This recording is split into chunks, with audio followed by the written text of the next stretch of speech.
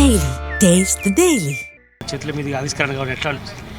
చాలా చాలా ఆనందంగా ఉందండి. ఎందుకంటే ఆయన దివంగతులు అయినప్పటి నుంచి ఇదొక కళ అన్నమాట. మా సింగర్స్ అందరికీ, మ్యూజిషియన్స్కి, కళాకారులకి ఆయన విగ్రహం ఇక్కడ రవీంద్ర భారత్లో ఉండాలి అన్నది మా అందరి కళ. సో ఇన్నాళ్ళకి రేవంత్ రెడ్డి గారి మన ముఖ్యమంత్రి వర్యులు వారి చొరవ తీసుకుని ఇది చేయడం అనేది మాకు అందరికీ చాలా ఆనందాన్ని కలిగించింది. బాలుగారితో మీరు ఎన్ని స్టేజ్ షోలు కావచ్చు, ఈ రవీంద్ర భారతిలో ప్రోగ్రామ్స్ కావచ్చు, ఎన్నో చేసి ఉంటారు. వందల కొద్దీ చేస్తున్నాను. అలాగే ఈవెన్ అబ్రాడ్ కూడా ఆయనతో కలిసి వెళ్ళాను. ఆయనతో ఒక జర్నీ ఉందండి. నాకే కాదు, మా సింగర్స్ అందరికీ కూడా ఆయన ఒక మార్గదర్శిలా, ఒక మెంటర్ లాగా.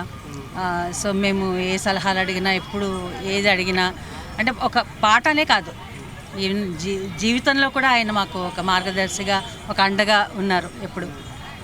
మిమ్మల్ని ఏమని పిలిచేవారు? మీరు మొదటిసారిగా ఆయన ఎప్పుడు పరిచయం అయ్యారు ఆయనకు, లేదంటే ఏ రకంగా? నాకు పరిచయం ఈటీవీ ద్వారా అండి. ఈటీవీలో నేను యాంకర్గా ఉన్నప్పుడు పాడతా తీయగా జరుగుతూ ఉండేది.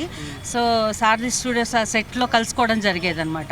కానీ అప్పుడు ఏంటంటే దురదృష్టవశాత్తు నేను పాడతా తీయగాలో నన్ను పార్టిసిపేట్ చేయడానికి అలౌ చేయలేదు. ఎందుకంటే నేను యాంకర్ని కాబట్టి ఆల్రెడీ ఈటీవీ ప్యానెల్లో ఉన్నాను.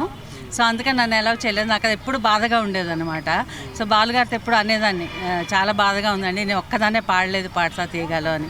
ఆయన అన్నారు, లేదమ్మా, దేవుడు ఒకటి ఇవ్వకపోతే ఇంకోటి చాలా ఎక్కువ ఇస్తాడు, సో అలా బాధపడకూడదు అన్నారు. ఆయన అన్నట్టే పాడతా తీయగాలో పార్టిసిపెంట్గా వెళ్ళలేదు, కానీ జడ్జిగా ఆయన పక్కన చాలా ఎపిసోడ్స్ నేను జడ్జిగా చేశాను. ఈ రవీంద్ర భారతిలో కానీ, తాగరగాన సభలో కానీ ఏదన్నా స్టేజ్ మీద కలిసి ఇద్దరు పాట పాడిన సందర్భం ఉందా? చాలాసార్లు అండి, చాలాసార్లు పాడాము. అమెరికాలో పాడాము, ఇక్కడ పాడాము, చాలా వేదికల మీద పాడాము, వైజాగ్లో, అన్నిట్లో. బాలుగారి ఇష్టమైనటువంటి పాట మా అందరి కోసం జీ తెలుగు వాళ్ళ కోసం. ఇదే పాట ప్రతి చోట ఇలాగే పాడుకుంటాను, పలుకలేని వలపులన్నీ పాటలో దాచుకుంటాను.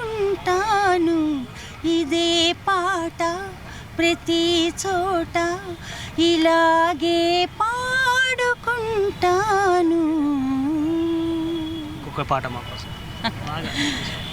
సిరిమల్లె నీవే విరిజల్లు కావే, వరదల్లె రావే, వలపంటె నీవే, వెన్నెల్లు తేవే, ఎదమీటి పోవే, సిరిమల్లె నీవే విరిజల్లు కావే. విజయలక్ష్మి గారు, చివరగా బాలుగారు అంత పెద్ద సింగరు, ఖండాంతరాలకు ఉన్నటువంటి వ్యక్తి మీద వివాదం వచ్చింది.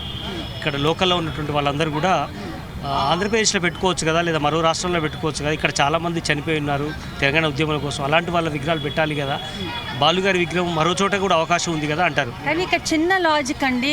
ఇక్కడ ఇలా ఇంతటి రవీంద్ర భారత్ అనేది ఒక కళా ప్రాంగణం, అండ్ కళకి ఎల్లలు లేవు, కళాకారుడికి ప్రాంతీయ భేదాలు ఇవన్నీ లేవు. సో కళాకారులకి రాజకీయ రంగులు అంటకట్టడం అనేది కొంచెం అంత సముచితం కాదనిపించింది. అలాగే అందరివి ఇక్కడ పెట్టచ్చు కదా విగ్రహాలు, వేరే విగ్రహాలు పెట్టుకోవద్దని ఎవరు అనలేదు కదా. సో ఇది అపోజ్ చేయడం ఎందుకు అన్నదే మా క్వశ్చన్. ఎందుకంటే ఆయన కళాకారుడుగా ఇప్పుడు ఆయన పాటలు వింటూ పెరిగిన వాళ్ళే అందరూ, అది ఆంధ్ర అయినా తెలంగాణ అయినా. సో మనకి ఒక కళాకారుడుగా ఆయన మీద ఆ గౌరవం అనేది మనం ఇలా చూపించుకుంటున్నాం. Thank you. థ్యాంక్ యూ అండి.